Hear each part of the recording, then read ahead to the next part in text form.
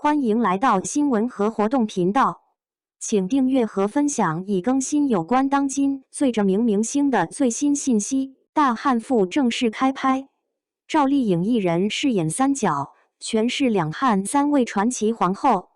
2026年8月，大漢賦開機消息衝上熱搜，最炸裂的一條是趙麗穎一人分飾三角，同時扛下衛子夫、勾弋夫人、陰麗華三位兩漢傳奇皇後，三個人物橫跨200餘年，沒有重合戲份，等於趙麗穎一個人演了3段獨立大女主。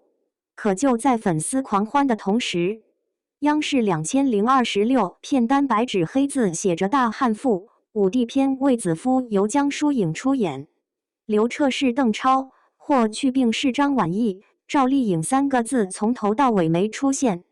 一邊是正式開機，趙麗穎挑大梁的自媒體狂歡，一邊是官方名單的沉默。這場選角羅生門比劇本身還抓人。大漢賦由中央廣播電視總台、中國電視劇製作中心、騰訊視頻出品，西安曲江大秦帝國影業聯合出品，導演是拍過《白夜追兇》和《問蒼茫》的王偉。作為大秦帝國系列之後央視壓住漢代的大手筆，投資超過3億。Netflix 拿下海外發行權，原定2026年第4季度開機，拍攝週期約180天，預計2027年跟觀眾見面。服化道這塊劇組較真到近乎偏執，湘西運來的原木照着未央宮的料子選，屋脊上的螭尾衣復刻漢陽靈陶瓦質地，服裝參照馬王堆漢墓出土文物。未央宮、長樂宮盡量按實景搭建。5年末劇本還專門請了社科院專家參與。這套配置擺出來，觀眾對歷史證據4個字就有了底氣。衛子夫這條線天然帶着悲劇的鋒利感。她出身平陽侯府歐者歌女。建元2年前139年漢武帝罷上祭祖回城，路過平陽公主府，宴飲時歌女上前獻藝，武帝唯獨看中了她。入宮後大受寵愛，元朔元年前128年生下劉據，遂被立為皇後。他的弟弟衛青、外甥霍去病借着這層關係，在抗匈戰場上屢建奇功。衛青封大司馬大將軍，霍去病封大司馬驃騎將軍，衛氏之屬侯者5人。衛氏外戚集團貴震天下，當時民間傳唱生男無喜，生女無怒，獨不見衛子夫霸天下。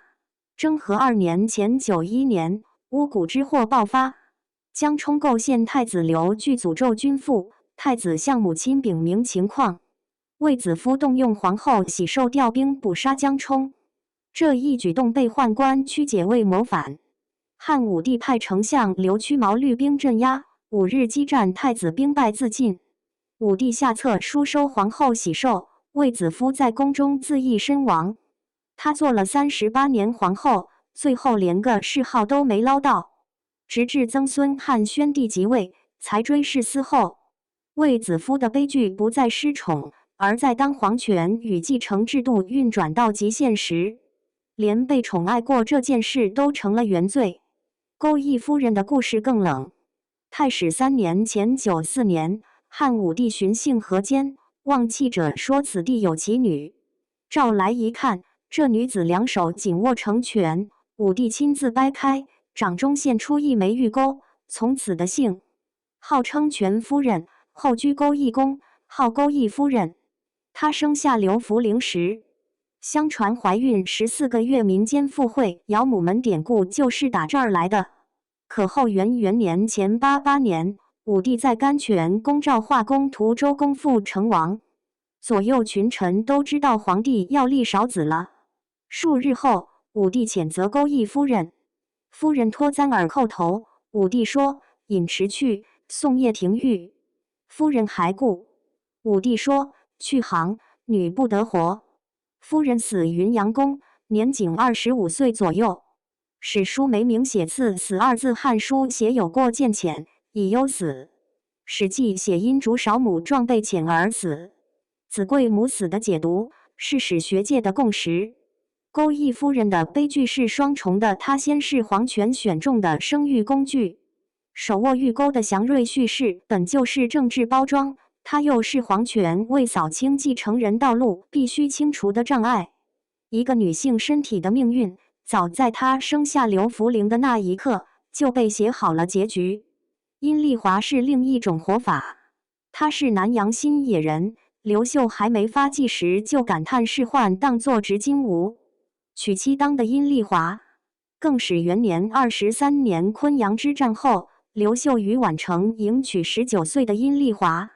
3個月後，為了拉攏河北真定王劉陽的10萬大軍，劉秀又迎娶了劉陽的外甥女郭聖通。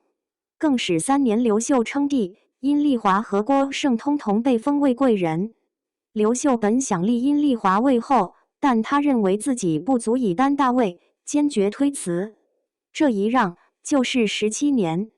建武17年41年，郭聖通被廢，陰麗華才被立為皇後。她在後位24年。永平7年64年崩逝，享年60，與劉秀合葬園陵，諡號光烈。陰麗華的穩不是懦弱，是在王朝初創、勢力盤根錯節時，主動讓出後位以換取政治平衡。她身上的柔，不是沒力量，是把力量藏起來了。把衛子夫、勾弋夫人、陰麗華擱在同一條敘事線裡，趙麗穎要演的不是換造型，而是3種生存哲學：衛子夫的低頭壓抑中的鋒利，勾弋夫人的僵住溫熱中的寒意，陰麗華的穩從容中的重量。這種安排一旦成真，壓力是空前的。演得好，觀眾會覺得有層次；演得一般，就會被說成是一個人硬撐整部戲。但回到選角本身，目前央視、騰訊視頻大漢賦劇組的官方賬號都找不到任何趙麗穎參演的實錘。百度百科收錄的官方信息明確寫着鄧超是劉徹，江疏影是衛子夫。有媒體直指趙麗穎參演從頭到尾都只是網傳謠言。最初的導演確實看好趙麗穎出演衛子夫，但主創團隊經歷變動之後，官方已經正式敲定江疏影飾演該角色。自媒體這邊正式開機，趙麗穎分飾三角喊得震天響，官方那邊江疏影的名字紋絲不動，兩邊時間線近得像雙胞胎，內容卻南轅北轍。大漢賦把衛子夫、勾弋夫人、陰麗華3位皇後放進同一部劇，本意是想講清楚一個王朝怎麼從尚武走向崇文，怎麼從鋒利走向收束。可如果趙麗穎一人三角從頭到尾只是網傳，真正開機時江疏影版的衛子夫走上未央宮前殿觀眾買賬的，究竟是那個一人扛3段大女主的爆款概念，還是歷史證據本身該有的分量？或者說得更直接一點，如果央視真敢讓趙麗穎一人分飾三角，是藝術上的大膽突破，還是拿3億投資在賭流量？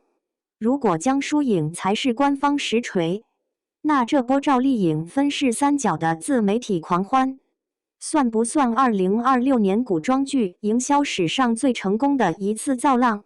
這個問題恐怕得等大漢賦真正在鏡頭前亮出第一位皇後的面容時，才有答案。